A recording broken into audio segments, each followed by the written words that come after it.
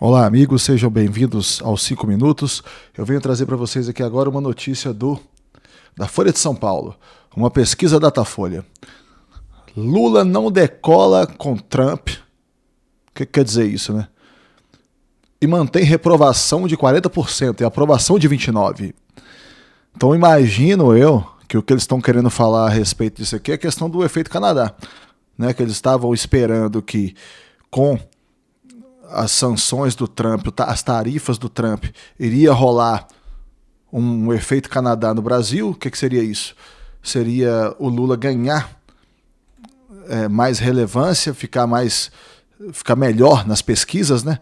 Devido a isso, porque o Trump é de direita, porque ele está impondo as questões do Brasil, lei Magnitsky, tudo mais. Porém, parece que isso não ocorreu, né? Vamos ler aqui a notícia.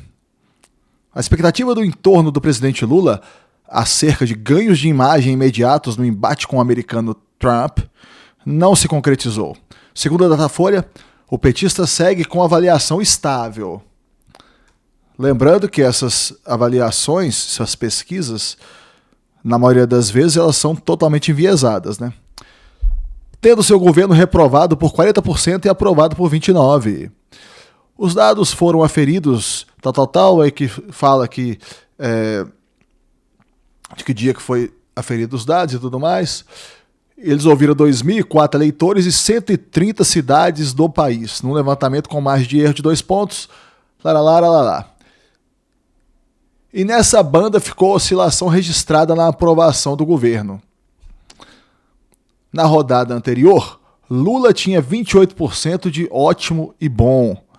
Como é que alguém pode achar o governo Lula ótimo e bom? A gente tem que pensar também, eu fico refletindo quando eu vejo isso, sabe? Que se você pega ótimo e bom e você pega o regular, olha só, o regular passou de 31 para 29. Então você tem 28 de ótimo e bom com 29 de regular, já dá quase 60%, dá 58%.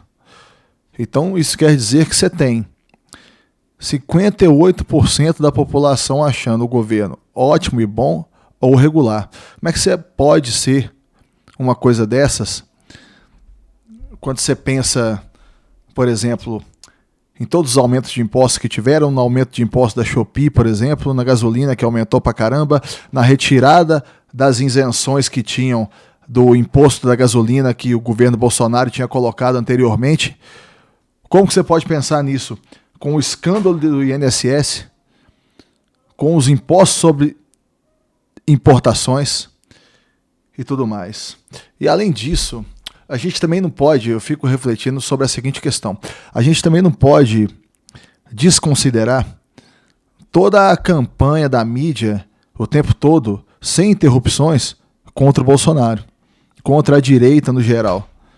Porque a mídia, apesar de a gente poder perceber que a internet, o maior poder reside na internet hoje em dia, talvez, não sei se eu poderia dizer isso, sabe, que o maior poder reside na internet, se já está todo mundo se informando mais pela internet, ou se ainda existe uma grande parte da população ainda que ainda está se informando mais pela mídia antiga, pela mídia normal, sabe?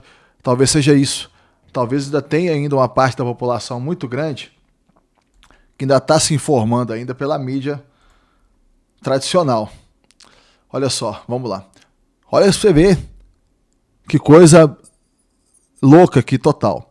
Quando questionados acerca do trabalho de Lula como presidente, a estabilidade estática de números ante o resultado de junho, 50% reprovam e 46% o aprovam.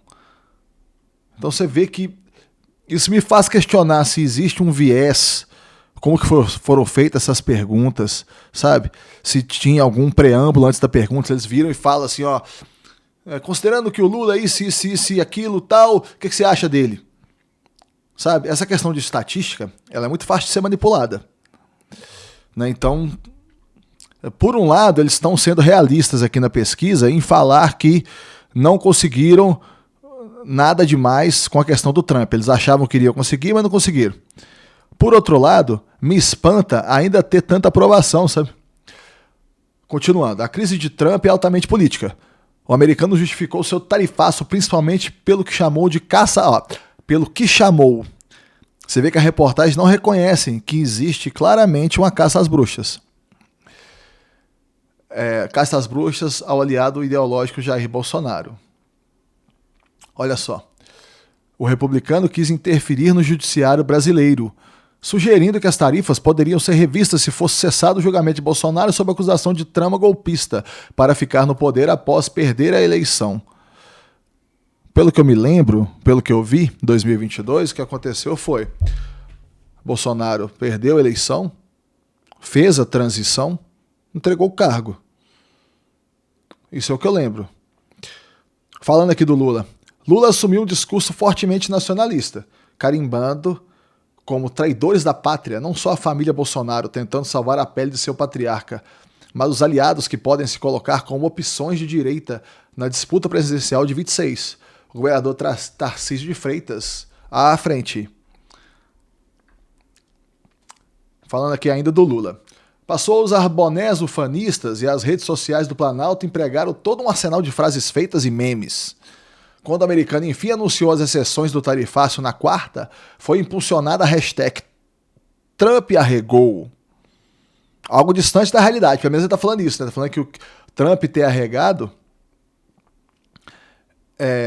ainda está distante da realidade. Politicamente, a tática foi elogiada e Lula colheu aplausos até em publicações no exterior, mas é óbvio que as publicações do exterior, igual o New York Times, que ele deu entrevista, são totalmente esquerdistas. Tudo que for feito contra o Trump vai ser apoiado por esse tipo de pessoas e por esse tipo de jornal e tudo mais. Porém, o que a gente tem que pensar é o seguinte: o que o Lula fez, o que ele está fazendo, todo o discurso anti-Trump, ajuda a posição do Brasil de alguma forma? Eu acredito que não ajuda. Vamos lá. Na vida real, os números do Datafolha mostram que o louro eleitoral pode até vir mais à frente, mas a avaliação do cotidiano da administração é questão diversa. E aí tá falando aqui que Lula conseguiu estabilizar seus índices e tudo mais, né?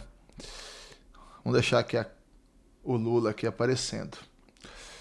O que eu acho, amigos, para finalizar aqui o vídeo, é que a questão é a seguinte: você não tem como classificar o governo Lula como bom, ou mesmo regular.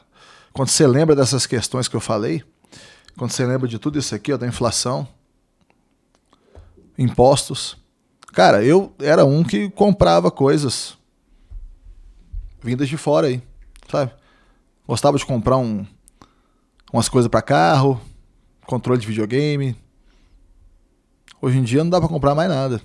Porque mesmo abaixo de $50, a tarifação é muito alta. Acima de $50, aí nem se fala que vai para lá de 92%, né, cara? Ficou totalmente impossível, né? Agora, abaixo de $50 ainda fica ainda caro, né?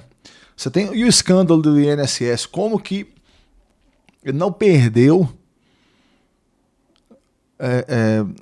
relevância com o escândalo do INSS. Por quê? Porque o escândalo do INSS, vamos dizer o seguinte: a mídia falou dele o mínimo necessário, o mínimo possível.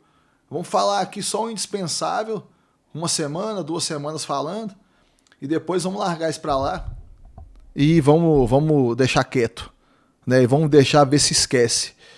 E parece que está se esquecendo realmente, né? Então eu vejo que é uma pesquisa que, naturalmente para mim, eu acredito que é bastante enviesada, porém, eu ainda penso que uma questão que a gente tem que levar em consideração é: existe uma campanha da mídia contra o Bolsonaro, a favor do Lula, a favor da esquerda. Isso não só no Brasil, como no mundo todo, em termos de esquerda, né? Não do Lula aqui no Brasil, né? Mas em termos de esquerda existe a mídia, porque a mídia, como ela tá moribunda, ela tá indo embora, a mídia tá indo embora, gente. Futuro é aqui, futuro é o YouTube. Futuro são as mídias sociais, é o povo conversando e tudo mais. Então a mídia tá enxergando a morte dela. Ela tenta se colocar ainda como, sabe, não, nós que somos isentos, nós que podemos dar a notícia da melhor forma possível, e nós que temos a capacidade de dar a notícia de uma forma confiável. Mas está longe disso, né, infelizmente. Olha, eu lembro que eu acompanhava a CNN. eu ia trabalhar na obra, CNN ficava tocando no... CNN não, só, desculpa, CBN, que é da Globo. Tô doido aqui. CBN ficava tocando no rádio o dia inteiro. CBN, a rádio que toca notícia. E chegou um determinado momento, eu não lembro quando foi mais, mas vamos dizer assim, que foi lá para 2017, 2018, que eu vi que o discurso ideologizado, o discurso, a doutrinação estava tão forte que não dava mais para acompanhar os caras, velho. E você acredita que na minha inocência ainda cheguei a ligar para lá ainda e mandar mensagem de WhatsApp para eles e tudo mais, falando se eles não percebiam que estavam sendo doutrinadores e tal. Eu lembro que eu fui... Eles chegaram a me responder e eu fui ridicularizado na resposta, cara. Coisa louca isso, né? Mas é a inocência do cara novo que, sabe? Né? Acabou que eu... Aí acabei de desistir da CBN, sabe? Mas foram vários anos escutando e era boa a rádio, eu gostava. Tá bom? Então, a pesquisa da Datafolha foi essa, a notícia da Folha de São Paulo foi essa. Muito obrigado por terem acompanhado, um abraço para vocês, até o próximo.